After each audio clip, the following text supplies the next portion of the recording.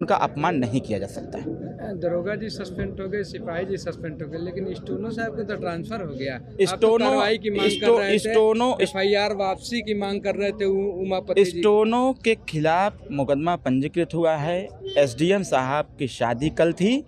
DM साहब ने स्पष्ट रूप से कहा एसडीएम के आते ही सीधे उनको निलंबित किया जाएगा, पहली चीज़। दूसरी चीज़ ये रही बात हमारे उमापति राजभर के मुकदमे की, तो वह भी वापस होगा। जी, देखा जा रहा है कि तमाम प्रकार के चाहे सत्ता पक्ष के हो, विपक्ष हो, आप स्पष्ट भी कहें कि कार्यकर्ताओं को मान सम्मान है तो सुहेलदेव, तमाम भाजपा के विधायक भी के अधिकारी सुनते नहीं है, थाने से भगा दिए जाते हैं, कोई कार्रवाई नहीं तो होती है। उनके पार्टी के नेता, उनके पार्टी के विधायक, सांसद हमको लगता है सिर्फ वोट के लिए बने होंगे।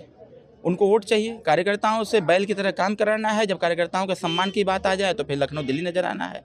सुहेलदेव भारतीय समाज पार्टी इसलिए सभी पार्टियों से अलग है कि हम दुनिया के किसी कोने में रहते हैं, कार्यकर्ता के सम्मान की बात आती है तो पूरी ताकत लगा देते हैं उसके सम्मान को बचाने के लिए। रमजान के महीने में देखा जा रहा है कि सरकार स्पष्ट की है कि यूपी बोर्ड का परीक्षा चल रहा है, अब लाउड स्पीकर से अजान नहीं होगा, जो मुसलमान वर्ग एग्ज़ाम में डिस्टर्बेंस होगा क्योंकि तमाम स्कूल्स जो हैं वो मस्जिद के किनारे हैं, तो कहीं यहाँ हैं, तो स्वाभाविक तौर पर डिस्टर्बेंस होगा, कंसंट्रेशन बच्चों का गड़बड़ाएगा। इसलिए एग्ज़ाम सफलतापूर्वक हो, वो एग्ज़ाम अच्छे से दे सकें, तो सरकार का फरमान भी अच्छा है। आप अच्छे क्रिकेटर भी है, सुनने में आता है क्रिकेट भी खेलते हैं। मोहम्मद शमी जी का खेल को लेकर तमाम मौलवियों का बयान आया है कि इस रमज़ान के महीने में वो रोज़ा इफ्तार नहीं करते हैं, पानी पी रहे हैं, तो क्या कहना चाहेंगे उस मौलवियों का? देश इम्पॉर्टेंट है, देश इम्पॉर्टेंट है, देश का सम्मान इम्पॉर्टेंट है।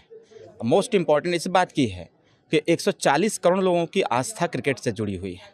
जब क्रिकेट टूर्नामेंट या मैच होता है, जब भारत या किसी अन्य कंट्री के साथ जब मैच होता है, तो भारत के 140 करोड़ लोग यह सोचते हैं किसी भी प्लेयर से कोई मिस्टेक ना हो।